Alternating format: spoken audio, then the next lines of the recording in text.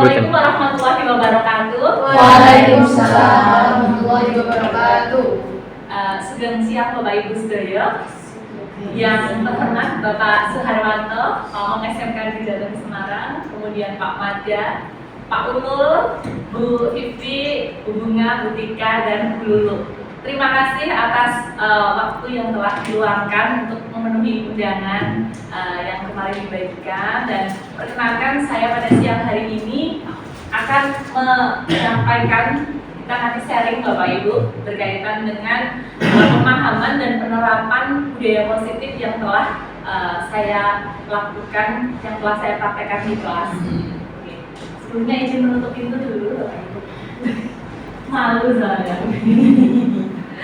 Oke. Terima kasih. Jadi pada siang hari ini alhamdulillah lengkap terwakili dari unsur guru, kemudian ada dari guru kejuruan, guru normatif adaptif, kemudian perwakilan dari tenaga pendidikan dan perwakilan dari Pamong. Baik Bapak dan Ibu, di sini kita bersama-sama akan belajar, ya khususnya saya juga yang masih proses belajar untuk memahami mengenai konsep budaya positif di sekolah kita. Sebelumnya kita awali dengan miskonsepsi yang telah sekarang sering terjadi, yaitu adanya beberapa ilusi-ilusi yang sebenarnya kalau dikaji menggunakan teori kontrol atau teori yang dijadikan sebagai rujukan untuk penerapan budaya positif, ini ternyata ada sedikit ketidaksesuaian. Yaitu yang pertama, ilusi bahwa guru harus mengontrol murid. Kemudian adanya ilusi bahwa semua penguatan positif itu efektif dan bermanfaat. Jadi misalkan kita memberi penghargaan kepada siswa, memberi pujian, mungkin sesekali perlu, tetapi tidak terus-menerus. Itu tidak berdampak sepenuhnya, tidak sepenuhnya efektif dan bermanfaat. Kemudian ilusi bahwa kritik akan membuat orang merasa bersalah dan menguatkan karakter. Jadi ketika kita mengkritik siswa, itu akan menguatkan karakternya. Kita punya ilusi atau kita punya asumsi seperti itu, tapi ternyata tidak. Selanjutnya ilusi bahwa orang dewasa itu memiliki hak untuk memaksa yang lebih muda. Itu ilusi-ilusi yang sering terjadi dan sering kita lakukan, khususnya sering saya lakukan juga di kelas. Misalkan saya memaksa siswa harus mengikuti saya, kemudian guru berkuasa penuh dan harus mengontrol siswa. Itu terjadi perubahan paradigma seharusnya sebagai guru atau sebagai pendidik. Perubahan paradigma ini kita mulai bangun bersama, yaitu peralihan dari teori stimulus respon ke teori kontrol. Bahwa kalau stimulus respon, jadi yang biasa kita praktekkan, jadi gitu, ada aksi reaksi begitu yang kita bisa mengontrol. Tapi di sini ada teori kontrol yang sebenarnya dasarnya adalah teori pilihan. Bahwa yang pertama, kebutuhan setiap individu sebenarnya itu berbeda, tapi kita anggap kebutuhan semua siswa adalah sama. Padahal kebutuhan masing-masing itu berbeda sesuai karakteristik masing-masing. Ada yang kemampuan awalnya rendah, tinggi, kemudian ada yang gaya belajarnya cenderung kinestetik atau suka bergerak, suka mendengarkan, kemudian suka melihat dengan hal-hal visual seperti itu. Bahkan sampai latar belakang siswa yang beragam pun, kondisi sosial, sosiokulturalnya yang berbeda-beda, itu sebenarnya guru harus memperhatikan itu. Teori stimulus respon, semua orang melihat hal yang sama. Kalau teori kontrol itu setiap orang memiliki gambaran yang berbeda. Kalau stimulus respon, kita mencoba mengubah orang agar berpandangan sama dengan kita, gitu. Ini sering saya lakukan ini. Kemudian padahal kita harus berusaha memahami pandangan orang lain tentang dunia, jadi sudut pandangnya harus lebih luas. Perilaku buruk dilihat sebagai suatu kesalahan. Semua perilaku itu pasti ada tujuannya, karena setiap manusia itu pasti mempunyai motif atau alasan atau kebutuhan masing-masing. Stimulus respon, orang lain bisa mengontrol saya. Kalau teori kontrol itu hanya Anda yang bisa mengontrol diri Anda sendiri. Saya bisa mengontrol orang lain, seharusnya Anda tidak bisa mengontrol orang lain, tapi masing-masing itu mengontrol dirinya sendiri. Pemaksaan ada pada saat rujukan gagal. Harusnya kalau teori kontrol itu adalah kolaborasi atau konsensus bersama. model berpikir menang kalah di teori stimulus respons, tapi kalau di teori Kopler itu modelnya adalah menang-menang. Ya, kita di sini belajar ya Bapak Ibu, jadi mengubah paradigma kita sebagai seorang pendidik, karena kita keseharian kita itu bersinggungan dan bersama dengan peserta didik yang sebenarnya itu beragam, mereka terlahir dengan berbagai kodratnya masing-masing. Dan di sini tugas kita sebagai guru adalah untuk menanamkan disiplin diri yang bisa membuat siswa menjadi bertanggung jawab dan didasarkan pada nilai-nilai kebajikan. Terkadang di sini misalkan saya menegur siswa, begitu, atau memberi hukuman, tapi ada kemungkinan di waktu mendatang siswa itu akan mengulanginya lagi karena siswa itu tidak berasal dari motivasi intrinsik dari masing-masing siswa.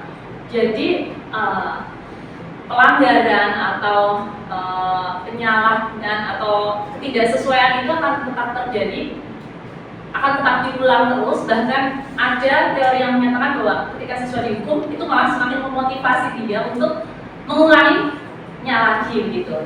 Dan itu akan berhenti apabila itu muncul dari motivasi intrinsik, bukan ekstrinsik, bukan dari luar, tapi muncul dari dalam atas kesadaran dirinya sendiri begitu. Dan semuanya itu pastinya bersumber pada nilai-nilai kebajikan, nilai-nilai kebaikan. Kita terkadang, khususnya saya sendiri nih, kurang mengingatkan kebaikan, tapi lebih banyak cenderung melarang siswa jangan menyontek gitu, atau jangan berisik seperti itu, atau jangan mengganggu temannya. Tapi kita kurang memberikan masukan-masukan positif atau nilai-nilai kebajikan. Misalkan jangan mencuri gitu. Kita harusnya menanamkan kamu harusnya menghargai milik orang lain begitu. Jangan mengejek, tapi seharusnya kamu harus menghargai orang lain begitu. Jadi kita sebaiknya lebih soundingnya itu nilai-nilai kebajikan atau hal-hal yang baik supaya itu tertanam dalam diri siswa sehingga muncullah motivasi intrinsiknya. Dan bahwasannya di sini ada 3 motivasi dari perilaku manusia. Manusia itu berbuat atau bertindak itu pasti ada motifnya atau motivasinya. Yang pertama, untuk menghindari ketidaknyamanan atau hukuman. Yang kedua, untuk mendapatkan imbalan atau penghargaan dari orang lain. Dan yang ketiga, untuk menjadi orang yang mereka inginkan, menghargai diri sendiri dengan nilai-nilai yang mereka yakini. Kira-kira menurut Bapak Ibu, tingkatan motivasi yang tertinggi itu yang mana? Paling bawah ya. Jadi nilai-nilai kebajikan itu memang sudah tertanam dan sudah diyakini. Itu malah menjadi kontrol sendiri bagi diri sendiri karena itu memang sudah muncul. Terus sekali Bapak Ibu di sini dapat memunculkan adanya disiplin positif itu sendiri. Untuk menjadi mereka yang inginkan dan menghargai diri sendiri dengan nilai-nilai yang mereka yakini. Jadi di sini ketika kesadaran itu sudah muncul atau motivasi intrinsik dari dalam dirinya tidak dipengaruhi oleh adanya hukuman, ancaman, atau tadi ada penghargaan, reward, tapi karena muncul dari diri sendiri itu akan berdampak pada jangka panjang. Dan motivasinya tidak terpengaruh adanya hukuman ataupun hadiah. Bahkan mereka akan tetap berperilaku baik karena itu sudah terinternalisasi di dalam diri, sehingga akan konsisten melakukan kebajikan-kebajikan itu. Jadi terkadang di sini siswa kita misalkan sudah pendidikan karakter 3 tahun di sini, tapi ketika lulus mereka nilai-nilai itu bisa luntur atau mereka bisa kembali jelek lagi sama seperti sebelum masuk di sini gitu. Beberapa dijumpai demikian karena itu nilai-nilai yang ditanamkan itu belum tertanam pada diri, belum muncul motivasi intrinsiknya. Misalkan Bapak Ibu hadir tepat waktu, saya juga ya. Misalkan jam 7, nah kita datang sekolah itu jam 7 kurang 5 atau jam 7 kurang 15 gitu. Kalau Bapak Ibu mesti kasih gitu. Kalau saya mepet-mepet tapi insya Allah sebelum jam 7 Bapak Ibu. Itu apa yang menjadi motivasi saya? Kalau presensi sinaga ya, atau ada dampak efek di setelahnya atau karena keterlambatan itu berarti kita belum karena motivasi intrinsik kita sendiri. Bisa jadi, ya, itu tapi manusiawi ya Bapak Ibu ya. Tapi pasti selain itu ada lah. Misalkan kita punya jam mengajar jam 7, kok kita sampai sekolah jam 7:15, kan pasti kita ada rasa tidak nyaman ya. Pikiran pasti siswanya sudah menunggu di kelas gitu. Nah, oknum Mbak, ada oknum Pak. Nanti bisa dijelaskan lebih lanjut oleh Bapak. Firman Pak. Masalah waktu datang terlambat atau tidak itu sebenarnya disiplin dari diri sendiri. Betul. Kalau memang dia kebiasaan molor, di hatinya mungkin tidak masalah. Oh gitu ya Pak. Memang dia sudah terkenal disiplin, saya waktu sampai harus jam setengah 7 ya, saya jam setengah 7 terus. Contohnya saya di sini setengah 6, Iya. saya setengah 6. Oh, kalau Bapak pasti Itu disiplin. Disiplin. Namanya Karena disiplin sudah dari- tertanam dari betul. kalau Bapak terlambat pasti kan Malah dari dia nggak nyaman ya Pak, luar biasa sekali. Oke. Terima kasih Bapak sudah memberi tambahan materi. Oke, betul sekali. Tapi kalau yang kebiasaan molor, iya, ya pasti biasanya budaya seperti itu, maka dari itu ya nanti karena belum muncul motivasi intrinsiknya itu. Tapi kalau guru biasanya karena ada siswa, wah nanti mesti dicari-cari kan gitu ya. Itu lumayan menjadi kontrol tersendiri jadi guru. Tapi di sini saya yakin Bapak Ibu di sini karena kita di lingkungan pendidikan pasti ada tanggung jawab akan hal itu. Ya itu 3 motivasinya. Kalau ujian atau apa sih kelihatan di sini enggak ya. Kalau datangnya nggak asik itu ya nggak ada yang memuji biasa saja. Nggak ada yang menghukum juga ya. Menghukum juga paling efeknya ya nanti sanksinya di resepsi begitu. Tapi karena tanggung jawab jadi ya disiplin begitu. Nah misalkan gini pelajaran matematika. Bu Vivi bisa kita tolong dibacakan? Iva kurang menguasai pelajaran matematika, sehingga pada saat pelajaran tersebut berlangsung, dia lebih banyak berdiam diri atau menggambar di buku pelajarannya. Pada saat guru matematikanya, Pak Seno, menanyakan pertanyaan, Iva menjadi gugup dan tak sengaja menjatuhkan tasnya dari kursi, serta tiba-tiba menjadi gagap pada saat berupaya menjawab. Seluruh kelas pun tertawa melihat perilaku Iva yang berbicara tergagap dan terkejut tersebut. Pak Seno pada saat itu membiarkan teman-teman Iva menertawakan Iva yang tergagap dan malu luar biasa. Dan malahan minta Iva untuk maju ke depan dan berdiri di depan kelas sambil menunjuk hidungnya karena tidak bisa menjawab pertanyaan Pak Seno. Kelas semakin gaduh dan anak-anak pun tertawa melihat Iva di depan kelas memegang ujung hidung. Iya. Terima kasih. Ini sudah dibacakan skenario-nya, kasusnya. Bagaimana menurut Bapak Ibu? Sudah setuju. Apakah setuju dengan tindakan Pak Seno? Tidak. Ya. Iya. Menurut Anda tindakan Pak Seno itu adalah sebuah hukuman atau konsekuensi? Nah ini pertanyaan awal ya Bapak Ibu. Sebelum kita belajar lebih lanjut mengenai hukuman dan konsekuensi. Karena memang sekarang itu seiring berjalannya waktu dan perkembangan zaman dan berkembangnya teori juga ya, teori pendidikan, itu Kementerian Pendidikan itu sangat mendorong ya di sini sebagai seorang pendidik itu untuk belajar kembali dengan berdasar pada filosofi Ki Hajar Dewantara yang dimana di sana itu sangat memanusiakan dan menghamba pada murid. Nah, nanti tapi tentunya tidak kita cerna secara cuma-cuma menghamba terhadap murid, tetapi ya harapannya nanti kita belajar bagaimana menjadi seorang pendidik yang berpihak pada murid, tapi tetap tidak terlepas dari esensi pendidikan itu sendiri.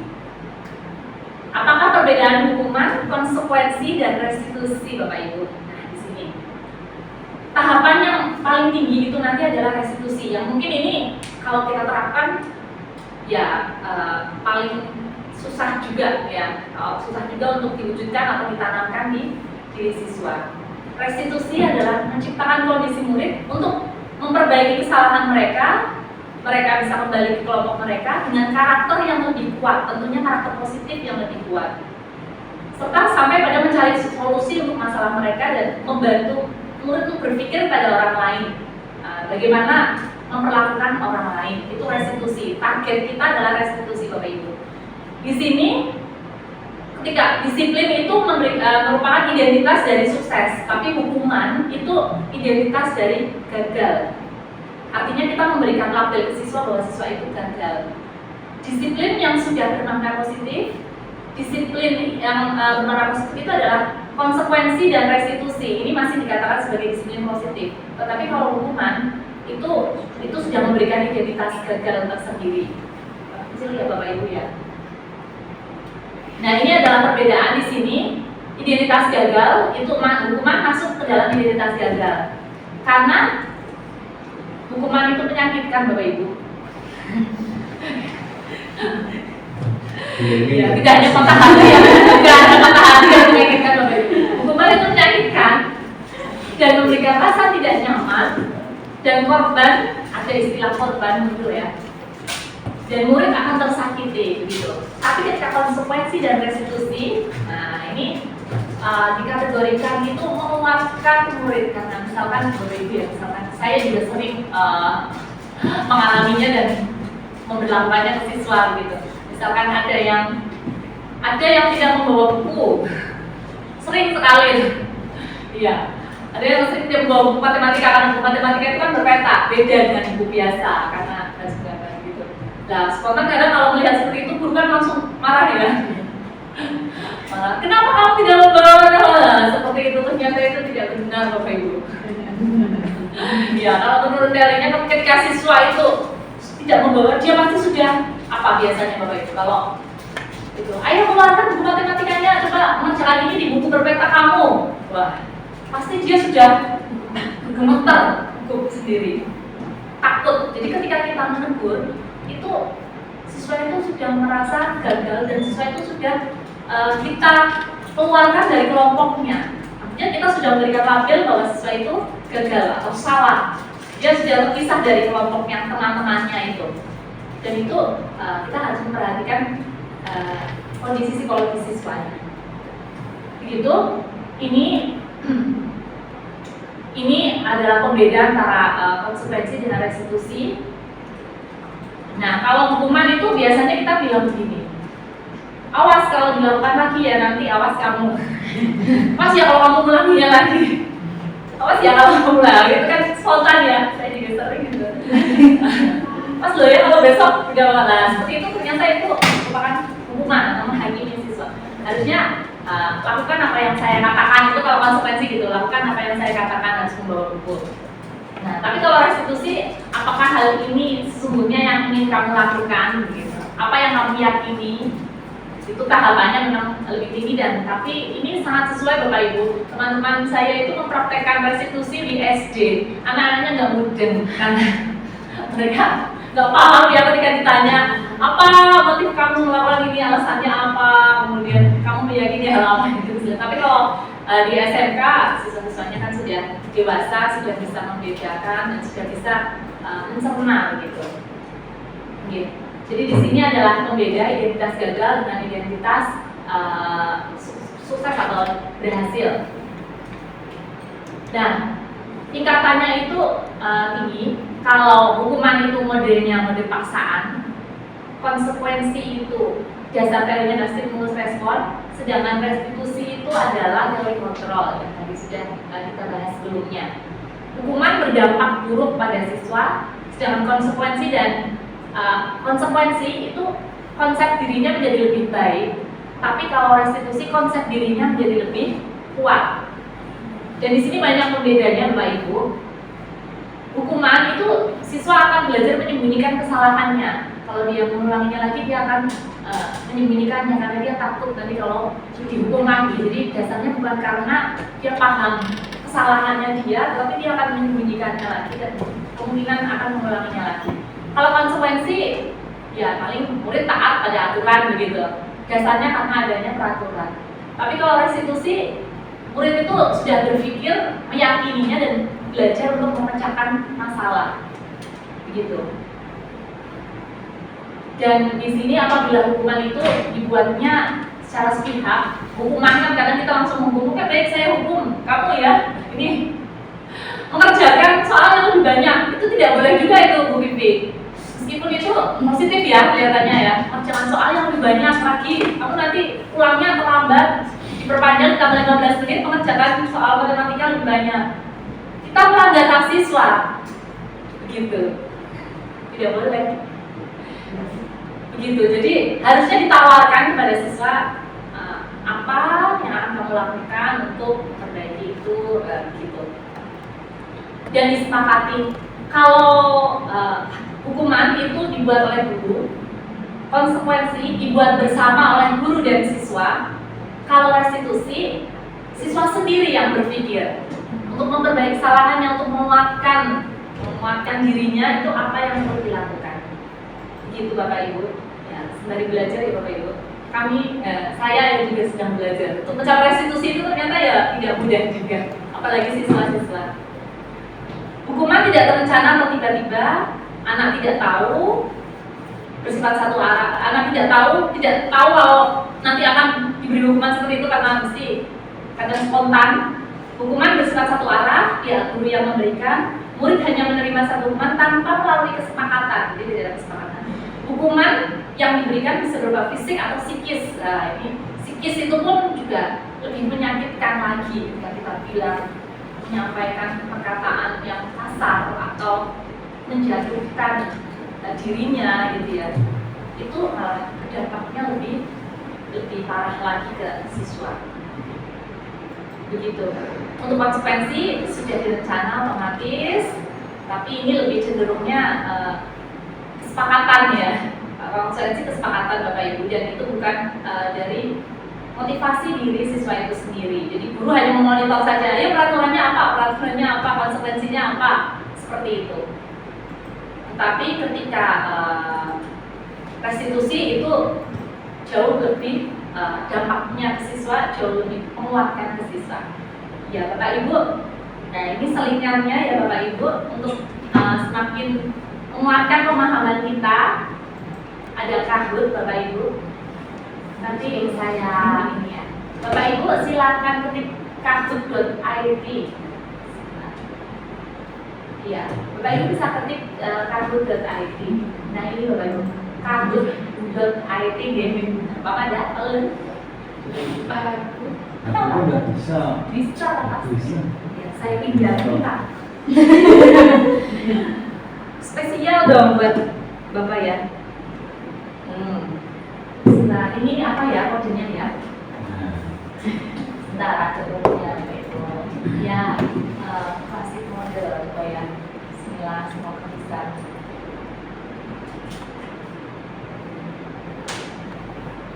Sudah dulu kan biasanya. Kenapa Pak? Ini kan nanti Bapak semakin nanti. Semakin pintar. Semakin pintar. Saya pakai bawa ya. Bisa Pak? Ya sebentar ya Pak ya. Kodenya iya. Ini yang apa ya? Saya juga sudah lama ini nggak mainkan Kahoot ini. Kahoot.it ya. Nanti kita masukkan ininya Bapak Ibu. Plastik model.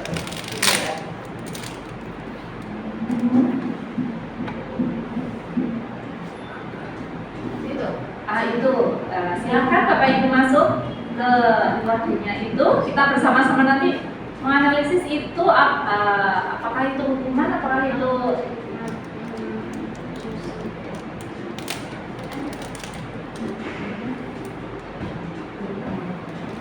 iya.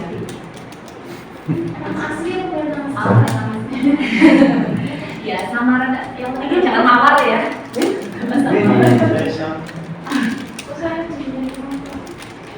Ayo. Ya sebentar Pak. 65 679 enter. Yes. Jadi saya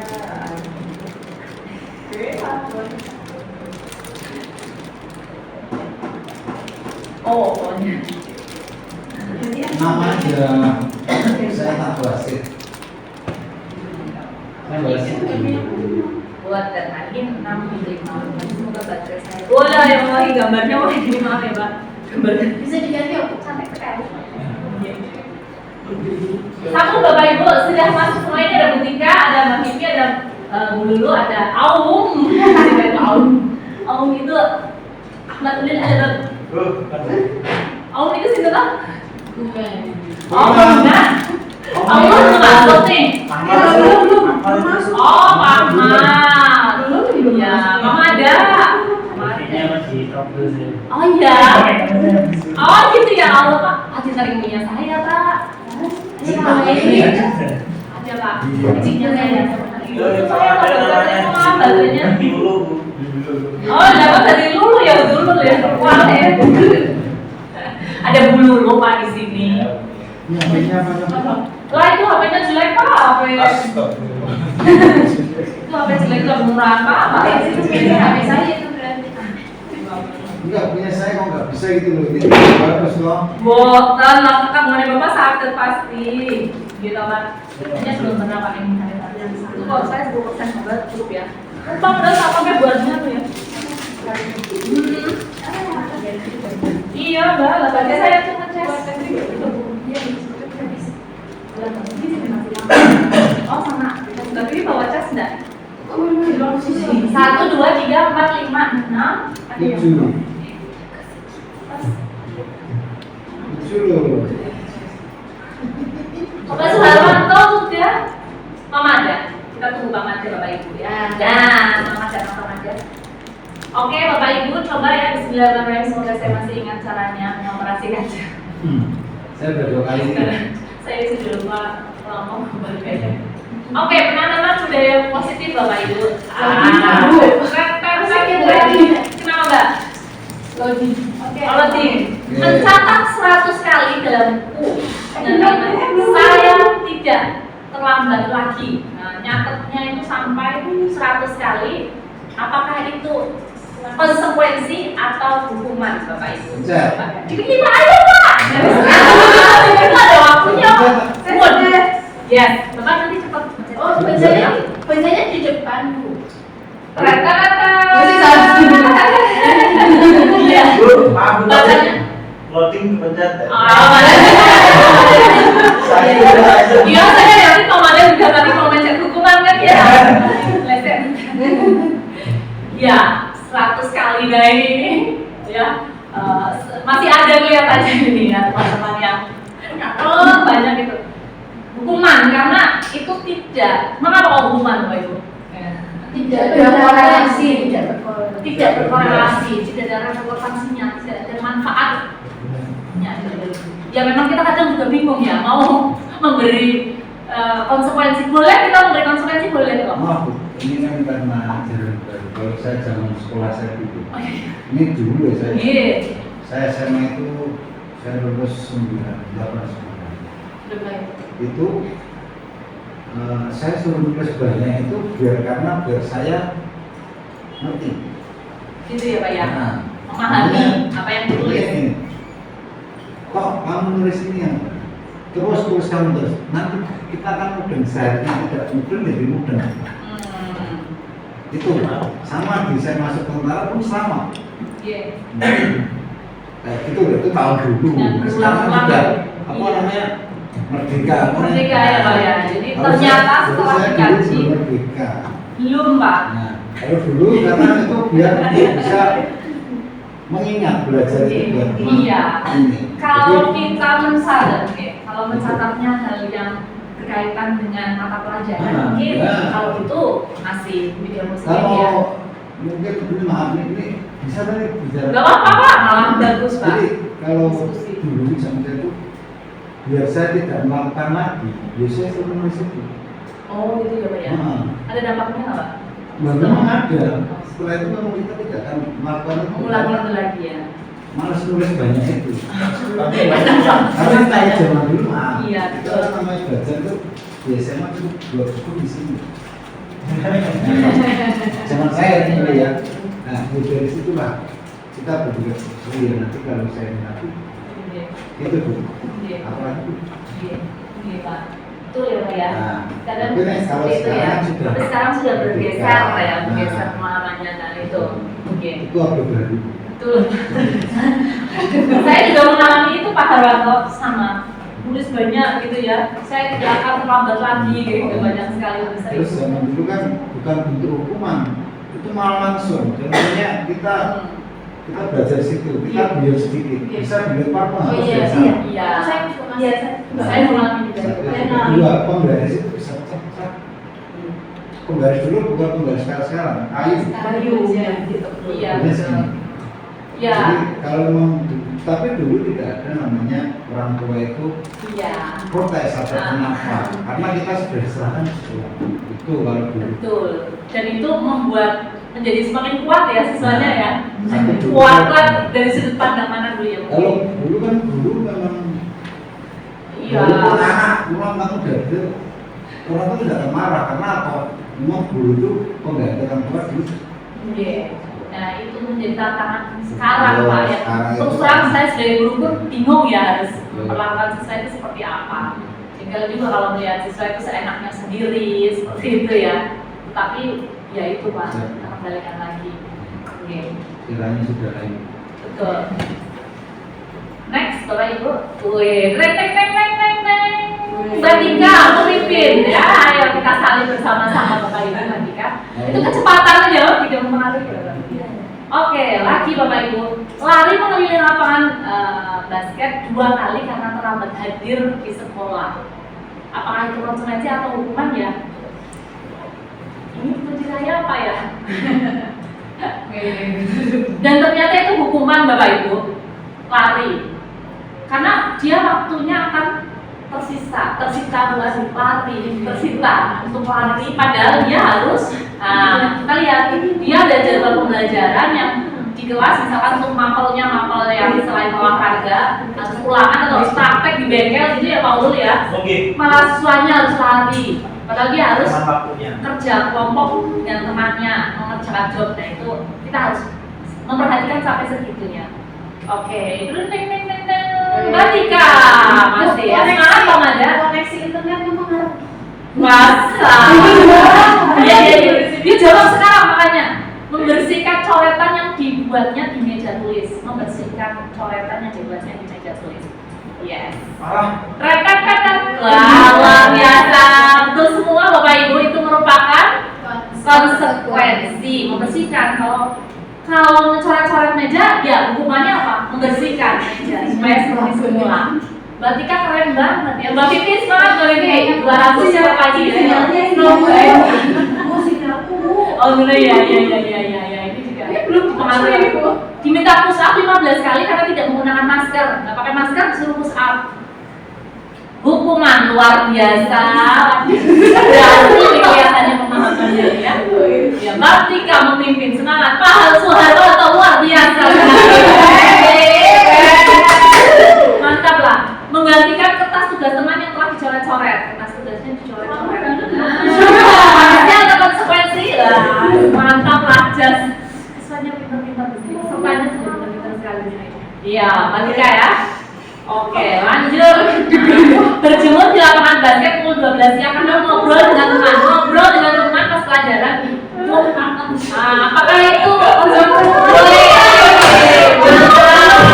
Kalian 100% saudara-saudara. Wow, ya. Wow, berarti kan sangat banget. Mas Bambang temennya juga TV saudara-saudara. Luar biasa. Berdiri di depan kelas sambil mengangkat kaki satu karena tidak bisa jawab pertanyaan. Tidak bisa jawab pertanyaan di depan kelas. Nah, hukuman atau konsekuensi?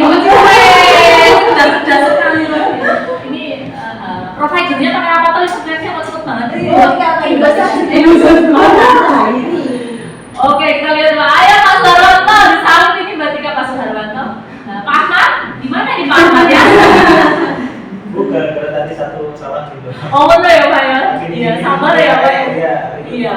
Numpahkan air di meja tulis harus dibersihkan. Nah, membersihkan tumpahan air di meja tulis. Apakah itu konsekuensi atau hukuman? Ya, kita lihat. Ini kok skip kenapa ya? Coba. Boleh kalau Oh, ini waktunya jalan kok. Bisa nggak? Wow, tapi sudah betul. 6, 1 belum menjawab ya. Sebentar. coba lagi. Kehilangan 10 menit jam istirahat, nggak boleh istirahat 10 menit untuk mengerjakan tugas karena tadi terlambat datang 10 menit. Telat datang, terus istirahatnya dikurangi 10 menit. Kira-kira itu apakah konsekuensi atau hukuman Bapak Ibu? Iya. Wow, ini pertanyaannya agak hot sih ya, mungkin ya. Iya. Tergantung 10 menit suruh ngapain. Karena dia 10 menit, ya padahal siswa itu butuh hak untuk istirahat juga, Mbak Ibu. Iya. Untuk mengerjakan tugas, jadi pas istirahat dia nggak boleh istirahat, tapi mengerjakan tugas dan saya tugasnya. Dia akan kehilangan waktu istirahatnya, gitu. Jadi ini masuknya ke dalam positif ya malah ya.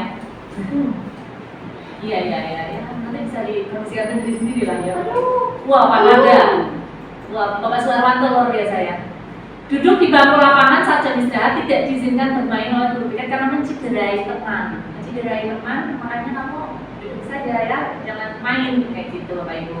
Ya, itu termasuk hukuman Bapak Ibu. Ya, hukuman. Harusnya kalau mencederai teman, bagaimana? Minta maaf ya, Selanjutnya selain hanya minta maaf, mau wih, bagus sekali keren. Ya, carikan obat dan merawat ya temannya yang mengantarkan ke KS atau merawatnya gitu.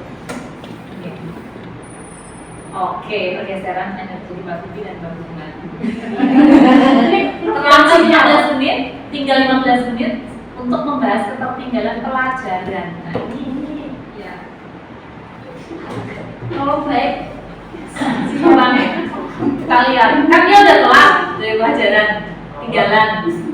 Dia justru tinggal konsekuensi Bapak Ibu, karena dia tertinggal pelajaran. Jadi tinggal dulu sebentar baca ini ya, padahal sudah ditunggu Pak Harwanto di lapangan. Gimana ya? Tapi kalau dikomunikasikan dengan baik pasti bisa berjalan lancar. Weh, Pak Suharwanto on fire ini. Keren.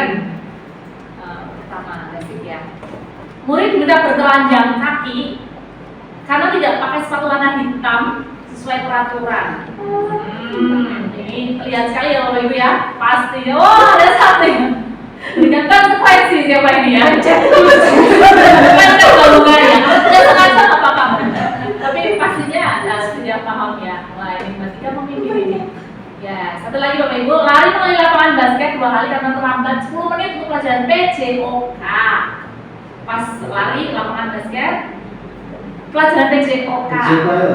Olahraga Pak. Maaf ya Pak. Itu konsekuensi karena olahraga.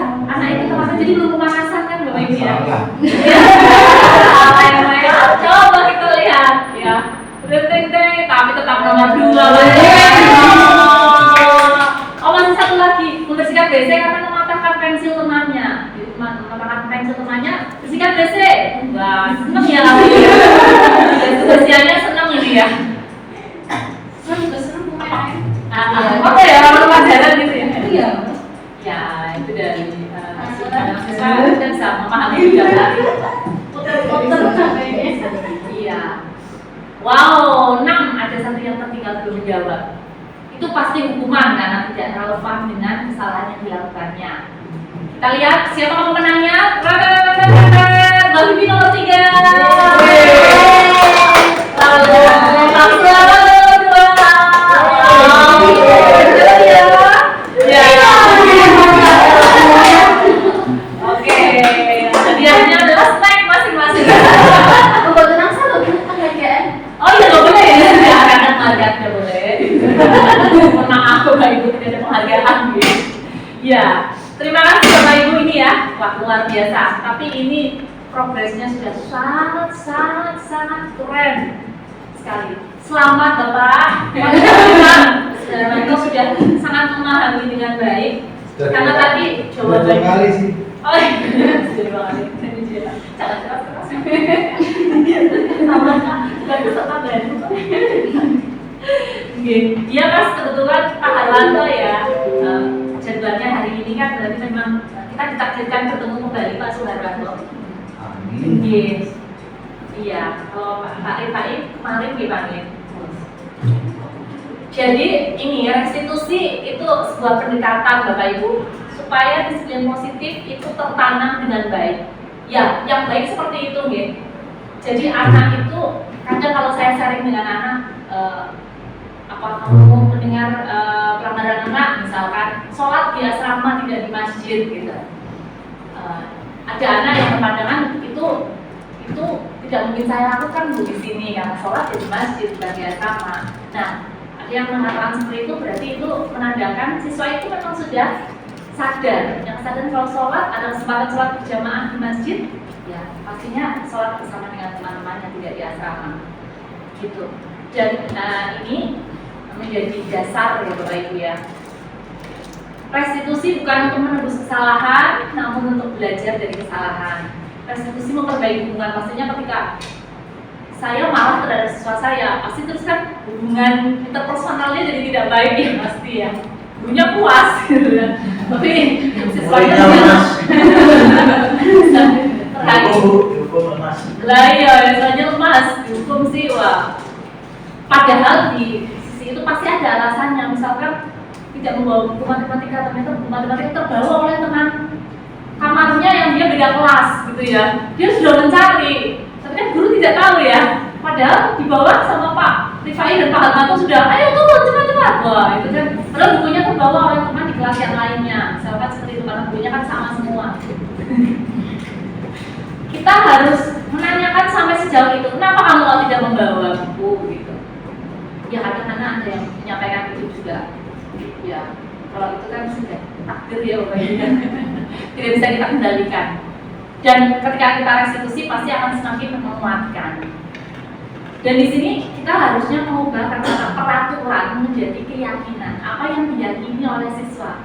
Keyakinan kelas itu lebih abstrak Bapak Ibu. Jadi bukan kemarin saya sudah mempraktekkan dengan anak-anak, tulislah peraturan. Pasti tulisnya anak-anak itu dilarang membuli, tidak boleh mengejek, dilarang mencuri. Itu ya Pak ya, sampai ada tulisan di asrama ya Pak, di pintu itu Pak, waktu Pak Putrana Korban datang, kita besar di pintu itu dilarang mencuri barang orang lain gitu kan. Kelihatannya itu tidak baik ya kalau kita baca ya, oh berarti di sini ada pencurian ini, ada pencurinya ini gitu.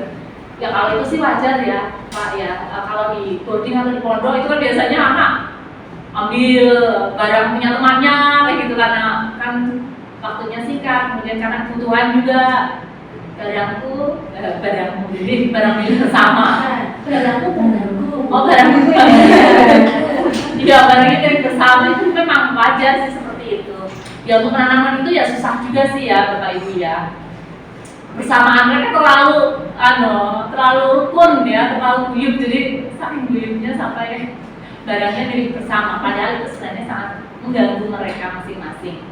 Nah itu kita perlu tanamkan keyakinan bahwa kita harus menghargai barang milik orang lain. Nah seperti itu Bapak Ibu. Tentu keyakinan kelasnya itu diantaranya begitu. Setiap anggota perlu belajar, jadi tidak ada siswa yang ngantuk. Kan kita kadang peraturannya dilarang tidur di kelas, kita buat kesepakatan di kelas, dilarang tidur di kelas gitu enggak. Tapi kalimatnya diubah, harus belajar dengan sungguh-sungguh, perhatikan gitu.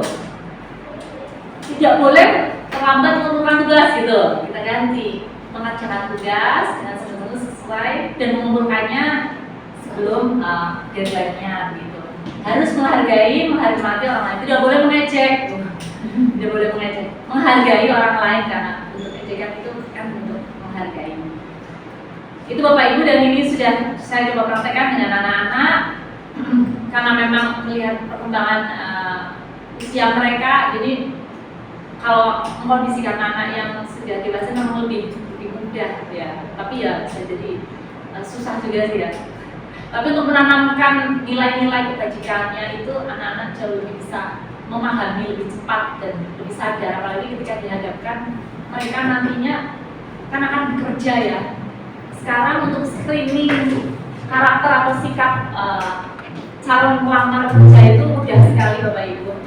Disampaikan di beberapa perusahaan HRD-nya itu menyampaikan ketika kami akan menyeleksi siswa, ya gampang saja, kami telusuri melalui media sosial mereka masing-masing, di Facebooknya, ditelusuri di IG-nya, postingannya seperti apa. Itu sudah memberikan gambaran kepribadian dari pelamarnya itu, begitu. Bahkan sampai namanya itu dicari ada di aplikasi internet. aja dicari apakah namanya itu pernah disimpan di kontak orang lain dengan nama pencuri misalkan atau pembohong misalkan gitu aja. Penelusuran lewat kontak nomor. Iya itu kan cepat. Makanya kalian Bu. Lah ya itu. Jadi ya kadang itu senjata, biasanya saya pakai senjata terakhir kalau untuk menasihati anak-anak seperti itu. Jadi postingan kamu itu memberikan gambaran kepribadianmu dan nanti akan berdampak ketika kamu mendaftar itu akan dicari seperti itu. Sekarang yang dicari itu tidak skill atau kompetensinya, tapi soft skill atau karakter yang kesungguhan anaknya, sikap anaknya itu yang diminta oleh industri perusahaan gitu.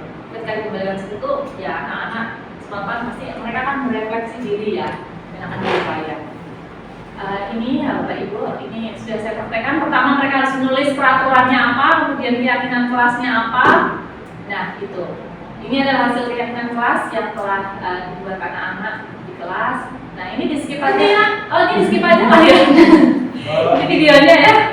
Bisa lihat videonya. Ada suara yang mau saya. Setiap anak sudah mendapatkan kertas? Ya, apa? Yang satu Bu. Yes. Tuliskan peraturan yang sudah ada, sama 3 peraturan yang sudah ada ataupun yang sekiranya perlu dibuat ya. Kamu tuliskan di kertas masing-masing satu. Ini dari ya, ayo dituliskan peraturan apa saja yang sekiranya perlu. Kata-kata dilarang mencuri itu menurut kamu bagaimana? Tulisan dilarang mencuri. Berarti kan di sana bagaimana?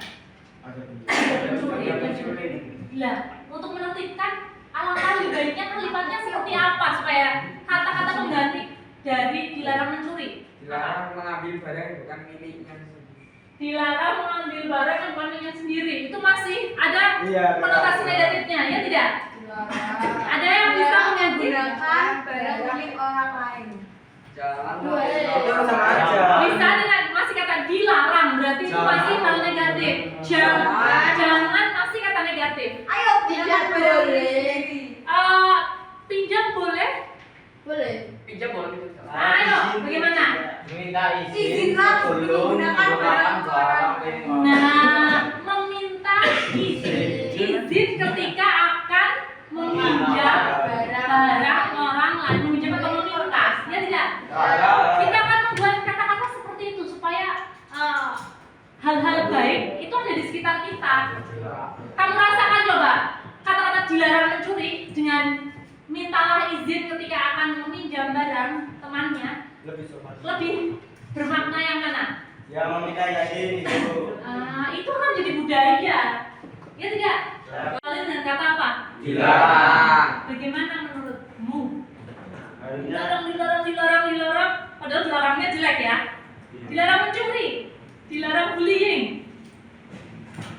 Ayo kita ganti dengan menggunakan kata-kata yang positif supaya nilai-nilai kebajikan itu tertanam di diri kamu. Diubah, coba misalkan, yuk tadi. Berarti kalimat positifnya seperti apa? Bisa? Yang pertama apa Novel?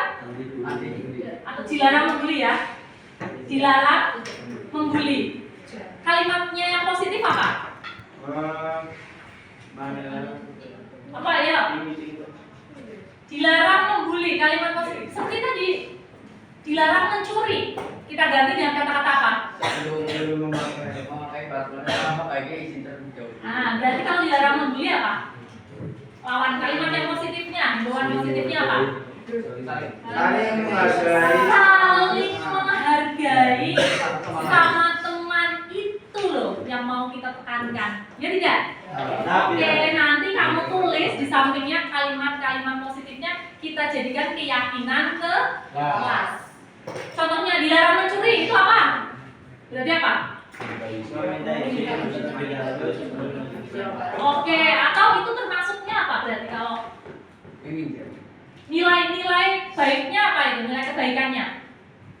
Nggak boleh mencuri. Kenapa? Karena apa? Dengan mencuri kamu apa? Bukan miliknya. Pasti kamu akan apa? Selain dosa, dampaknya ke teman kamu merugikan. Kamu menghargai menghargai atau tidak itu? Berarti mencuri itu berarti nilai kebajikannya adalah menghargai barang milik orang lain. kita ganti dengan nama-nama yang baik. Paham? Paham. Dilarang, apa tadi ada apa? Dilarang tidur di kelas, ya. Kalimat positifnya apa? Sangat Memperhatikan pelajaran dengan sungguh tulus sebagai keyakinan yang akan kalian tanamkan Nah, ini anak-anak saya ajak untuk mengubah peraturan menjadi kalimat menggunakan kalimat positif. Mereka awalnya susah sekali mencari kata pengganti. Dilarang mencuri. Apa ya? Karena mindset mereka itu sudah dilarang mencuri. Kata yang harusnya apa ya? Dilarang mengambil barang milik orang lain. Sama saja.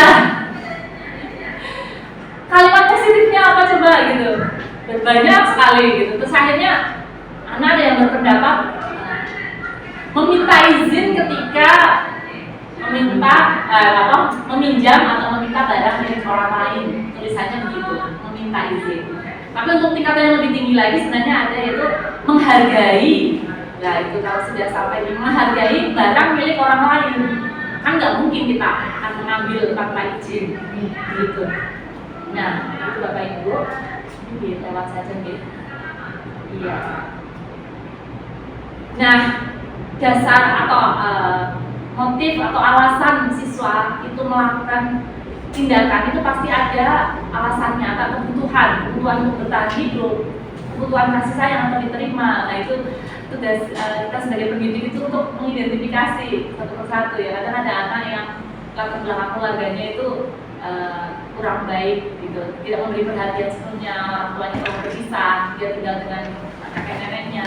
Itu ternyata dia minta perhatian, dia minta untuk diperhatikan. Nah itu di Pak Harlanto ya, Pak Harlanto pasti sudah sangat paham sekali dengan ratusan karakter siswa yang ternyata mereka punya kebutuhan masing-masing, gitu ya.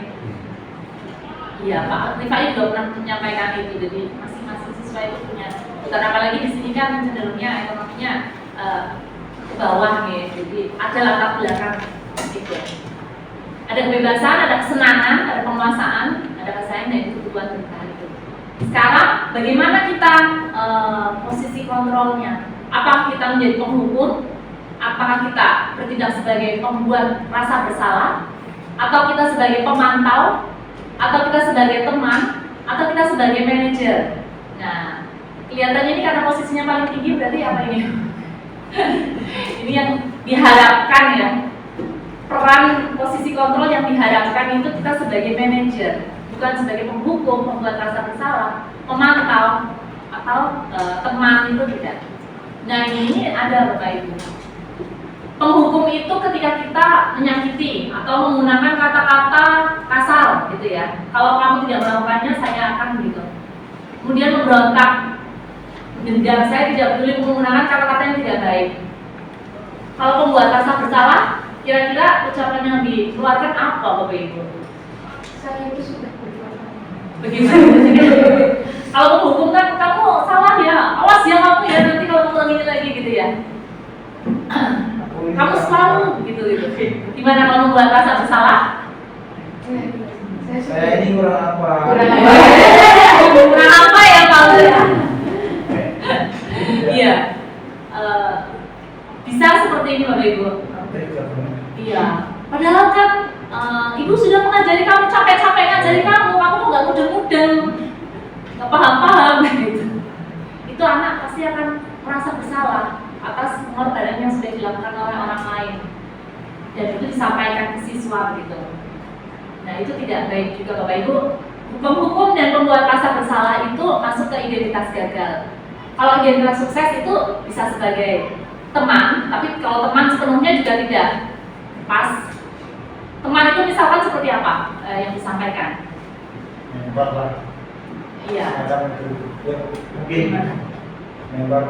Mentor gitu ya teman ya. Kayak semacam. Iya. Kadang memang sebagai seorang guru harus memposisikan bisa sebagai teman, sebagai manajer atau pemantau itu tidak kolaborasi, tapi yang paling pas yaitu manajer. Teman itu kadang Kalau misalnya nih, ayo lakukanlah itu demi bapak supaya bapak tidak dimarahi oleh bapak kepala sekolah gitu. Itu teman juga. Ayo tobat tuh, nanti kalau ketemu bapak kepala sekolah berapa ya misalkan. Itu sebagai teman. Jadi kita ada kejadian sendiri gitu. Iya, tapi itu mungkin kurang pas ya kalau diterapkan. Kalau pemantau bagaimana Bapak Ibu? Kira-kira? Kamu ingat kembali coba apa peraturannya? Apa peraturannya? Apa sanksinya? Nah gitu. Jadi sikap anak itu selalu diukur dengan tata tertib yang sudah ada. Itu pemantau Bapak Ibu. Maksudnya. Kalau manajer, nah itu. Kira-kira apa yang kamu yakini, apa yang kamu bisa lakukan untuk memperbaiki kesalahan, gitu. Apa menanyakan, jadi alasan kamu melakukan itu apa, sampai ditanya alasannya apa. Kadang siswa melakukan pelanggaran itu kan ada motifnya, alasannya. Perlu kita tanyakan. Tapi kalau misalkan alasannya ternyata tidak masuk akal dan hanya untuk kesenangan atau tidak mendidik gitu ya, ya kita sebagai guru wajib mengingatkan atau meluruskan gitu. Nah, di sini Bapak Ibu yang paling sering atau saya yang paling sering mana ya ini ya? Aduh. Menghukum kadang-kadang. Membuat rasa bersalah ya. Kalau lagi emosi banget ya. Saya pernah marah Bapak Ibu. Mungkin saya. Saya Pak. Saya menghukum. Oh Bapak ya? Iya Pak. Saya juga Pak. Saya juga. Iya, karena kadang anak sangat terlalu sekali ya melewati batas.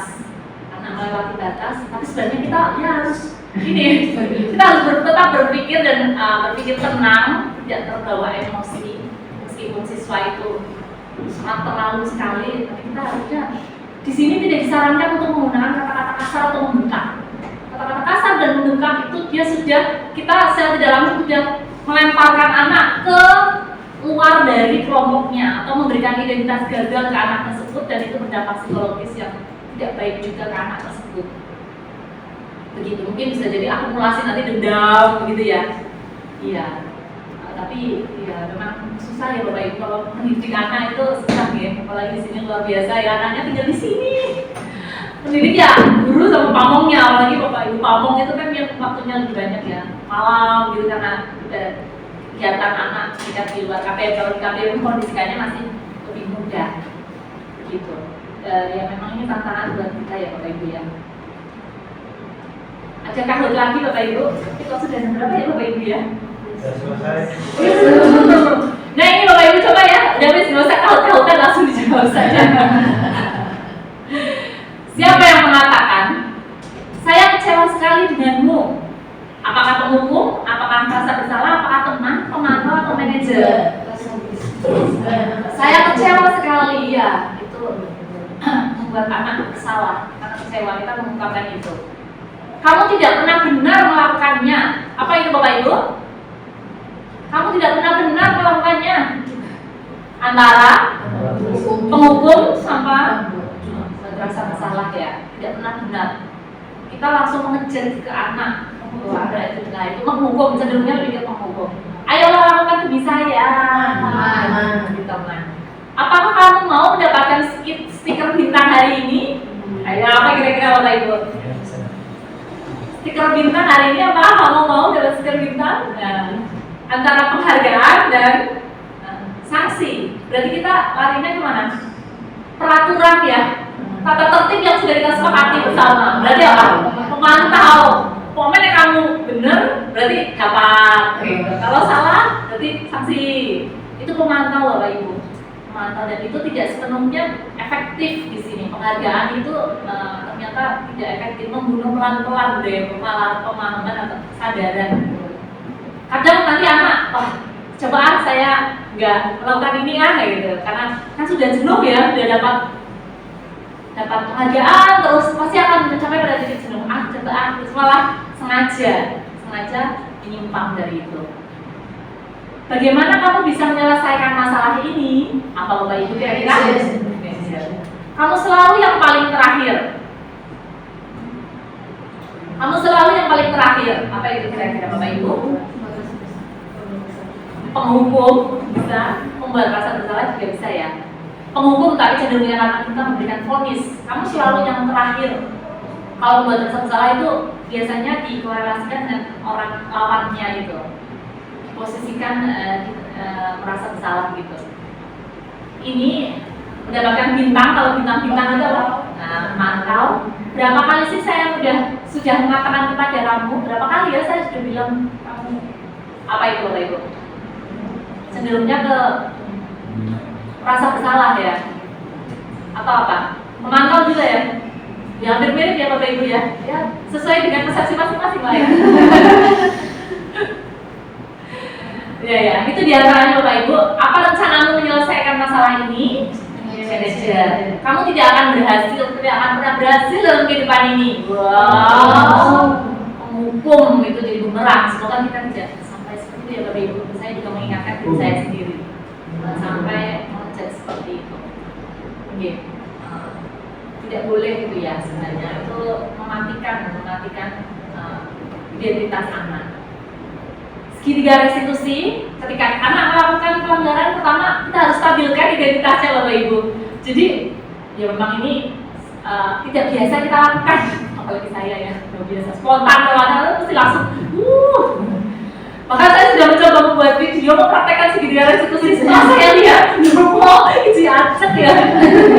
Ya kalau udah saya enggak saja, kemudian juga ya. Tapi susah ya ternyata ya.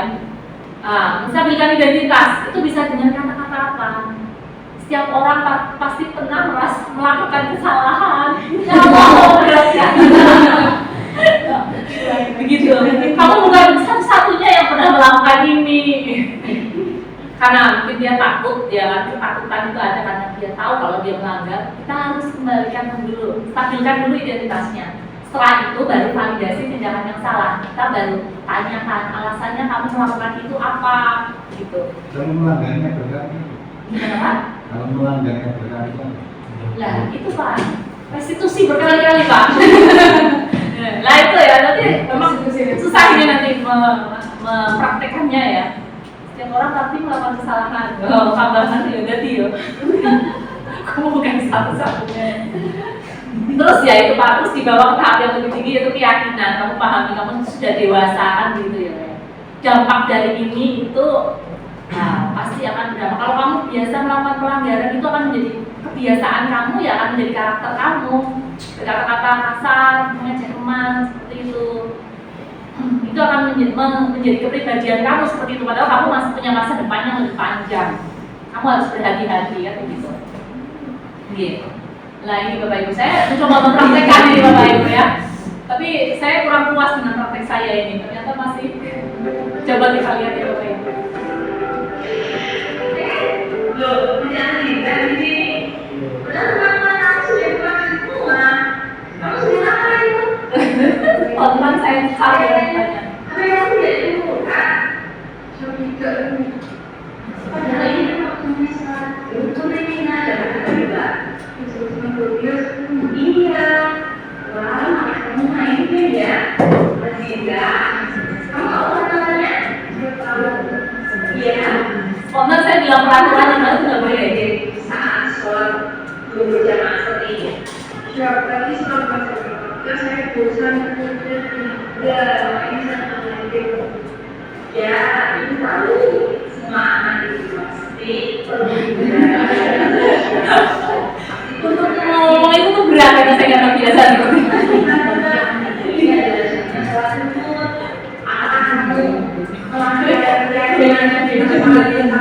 Ya, siswanya kaget tuh ini nggak seperti biasanya ini ya, karena untuk kepentingan sering gitu ya. Ya, tapi kamu adanya, kamu tidak disiplin ya. Nah itu nggak boleh. Ya. Kemudian kira-kira untuk memperbaiki kesalahan kali ini apa yang akan dilakukan? Saya akan membereskan ini semua. Ya, sama praktek akhirnya lain. Iya Pak. Tapi mungkin kalau kita biasakan, kita biasakan, karena nggak terbiasa kita biasakan. Iya, saya beliin anak saya di rumah Pak. Saya apalagi kalau anak saya di rumah nggak mungkin saya harus ini langsung ya mereka di rumah kan ada anak. Sebenarnya langsung marahin anak ya, menyalahkan anak. dipraktekkan di surat Iya, iki iya.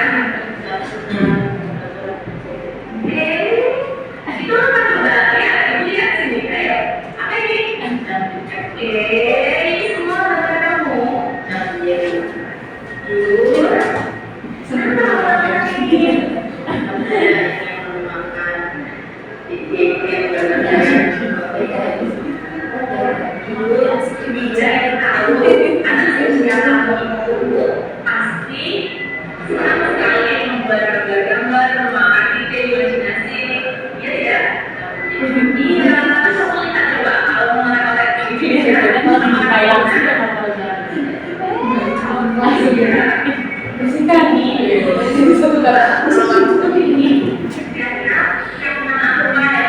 Nah, jadi diarahkan ke mereka meyakini apa, perbuatannya baik atau tidak, kemudian solusinya mengarahkan membantu untuk membersihkannya pakai apa gitu, nggak punya alat atau misalkan isi cairan tinggal gitu, terus bagaimana, apa yang kamu lakukan, sehingga dia akan inisiatif menghubungi bengkel. Ya pastinya kan harus menjelaskan, itu kan sudah belajar tersendiri karena dan untuk membersihkannya juga. Begitu Bapak Ibu.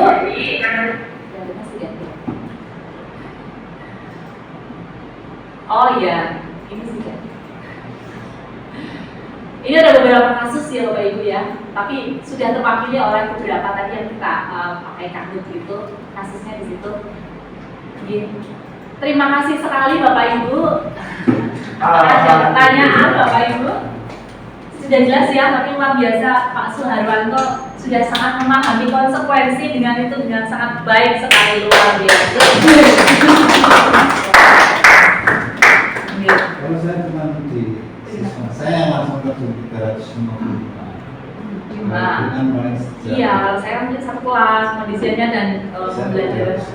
Iya, luar biasa Cuma ya. saya tanamkan satu. Kenapa Pak? Wah ya apa Pak? Disiplin, Disiplin, jujur, bertanggung bertanggung jawab. Nah itu memang kata-kata kunci dari nilai-nilai kebaikan itu. Iya Pak. Semoga anak-anak berupaya itu ya Pak ya, berupaya menanamkan rasa disiplin. Disiplin tepat waktu dalam Iya. mengajar sholat tetap Iya, iya.